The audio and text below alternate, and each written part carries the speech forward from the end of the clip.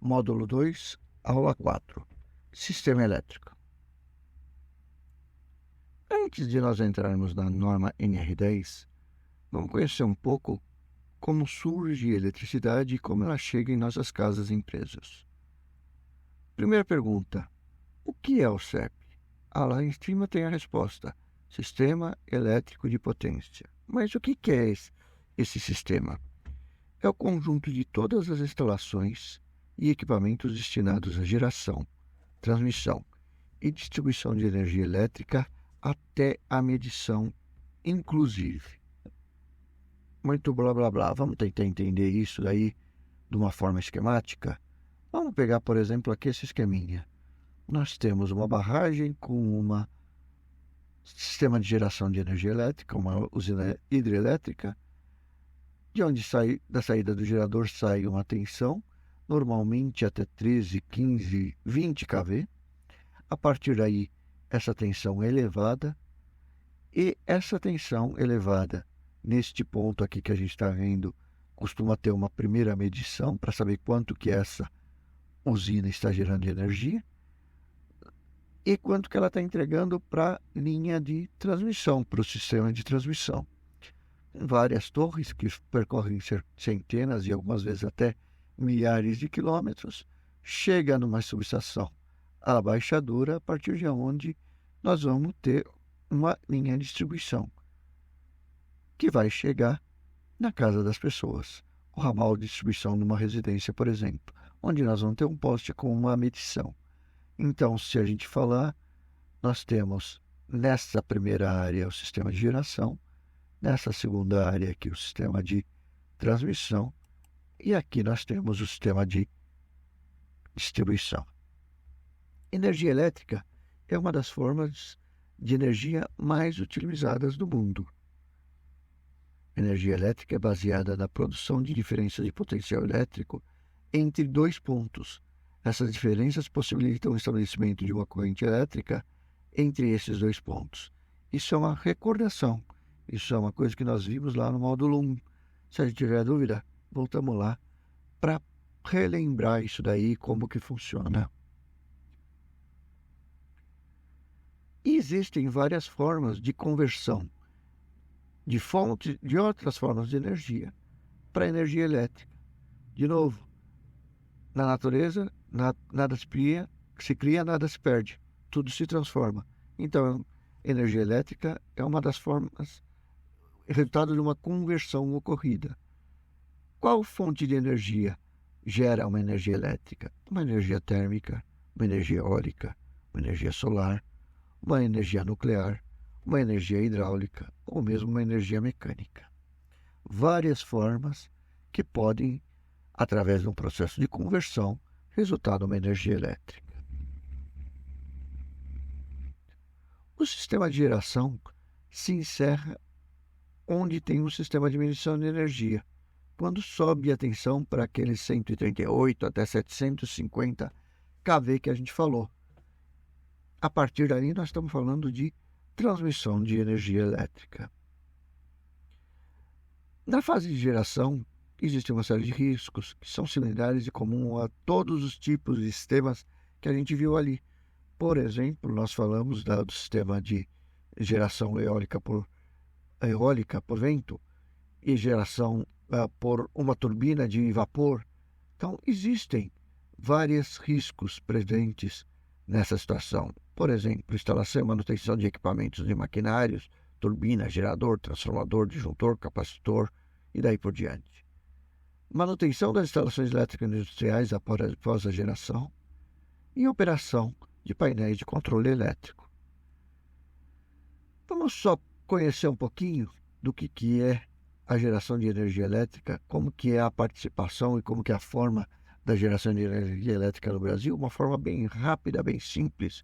Quando a gente pega a geração de energia elétrica no Brasil, tomada em potência gigawatt-hora, fiquei em dúvida, gigawatt-hora, o que é isso? Vamos voltar lá no nosso módulo 1 e ver a questão das unidades de energia, das unidades de energia. Nós temos Brasil dividido em 5 regiões. Então, o Sudeste tem 31% da geração, Sul 29%, porque aqui no sul do Brasil nós temos a geração da Itaipu, que é a maior usina de geração hidrelétrica do mundo, sendo transplantada um pouquinho agora, mas ainda é considerada a maior.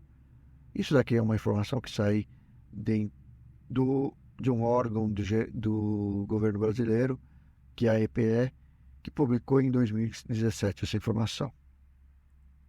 Tá bom, vimos a geração através do nosso país. Mas e qual a fonte que alimenta, ou qual a principal fonte das principais fontes de geração de energia elétrica? De onde a gente tira? Temos esse gráfico de 1918. O grande gerador de energia elétrica no Brasil ainda é a fonte hidráulica. As usinas hidráulicas ainda respondem por quase 2/3 da nossa geração de energia, tá? Mas nós temos outras importantes.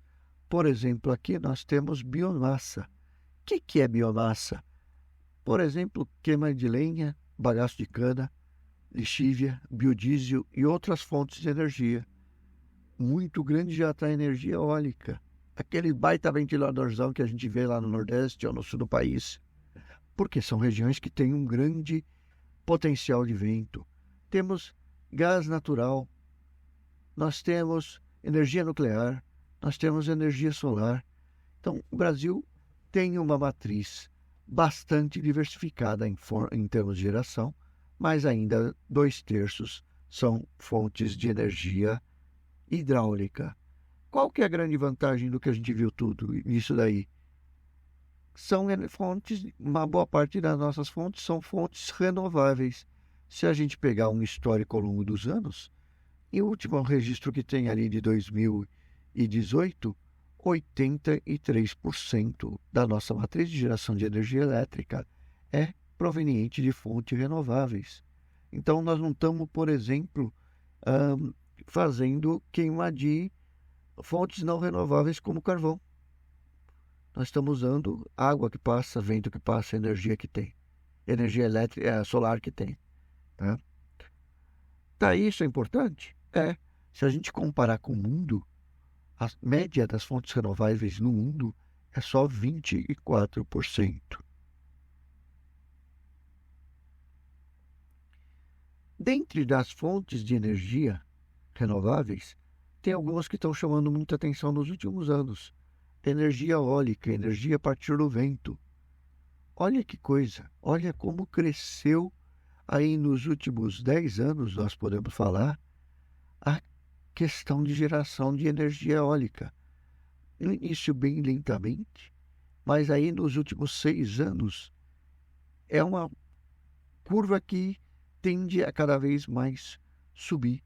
Hoje já representa 8% quase da geração de energia do Brasil. Tá?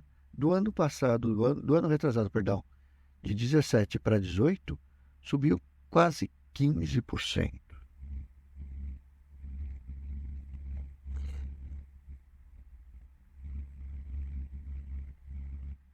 Transmissão de energia elétrica. A transmissão de energia elétrica, ela tem por função de transportar energia elétrica desde a fase de geração até a fase de distribuição. Então, você tem processos ali de elevação, de rebaixamento, em subestações que são realizadas perto das usinas ou então perto dos consumos. Essa energia é transmitida em corrente alternada, de 138 até 750 kV, e em corrente contínua, de 600 até 800 kV. Esse mapinha traz uma informação geral, uma visão geral da distribuição das principais redes de transmissão no Brasil. Vamos ver que nós temos muitas linhas, desde Manaus até o sul do país, que são interligados. Então, isso daqui é chamado de sistema elétrico interligado. Hoje, aqui nós temos só a região de Boa Vista, que não está coberta aí pelo sistema interligado. Rio Branco lá no Acre é coberta. Essa é a situação de 2015. Essa atualização é feita de tempos em tempos. Então, essa é a última informação que a gente tem. E aí nós temos, por exemplo, a informação que a gente falou agora, de 138 até 750 kV em corrente alternada e 600 e 800 kV em corrente contínua, divididos em vários complexos, né, que vão estabelecer uma série de referências para comercialização e para informação de energia elétrica. A distribuição, que é o que a gente está mais acostumado, é a transferência de carga de energia elétrica para os consumidores, a partir de onde se considera terminada a transmissão. Quando a gente fala de energia elétrica, a gente só pensa na Enel, que justamente é uma distribuidora. Enel agora, né? Antiga Eletropaulo, aqui em São Paulo, que é uma distribuidora de energia elétrica.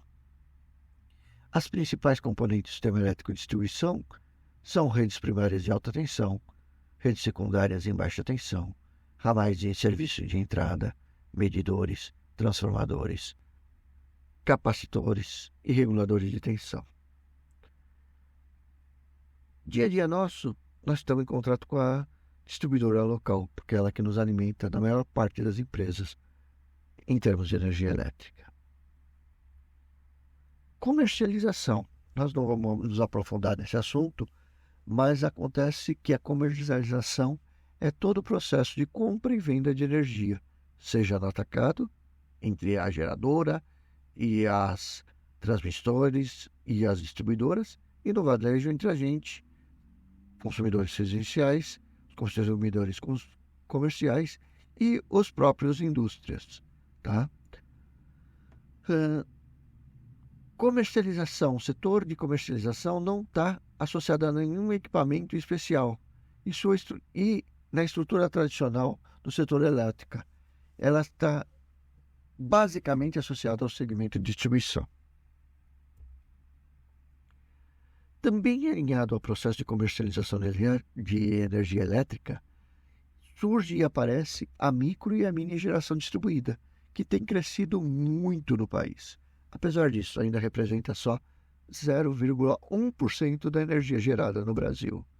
A geração distribuída é geração perto do ponto de consumo e tende a crescer muito nos próximos anos, porque você evita de ter que trazer energia, por exemplo, lá de Rondônia ou lá do Paraná para alimentar São Paulo. Como a gente falou, é muito pequena, representa 0,1% da energia gerada no país. Mas ainda assim, se a gente olhar a comparação entre 2017 e 2018, isso subiu praticamente 2,5 vezes. E como que está distribuída, ou como que é distribuída em termos de fontes de energia?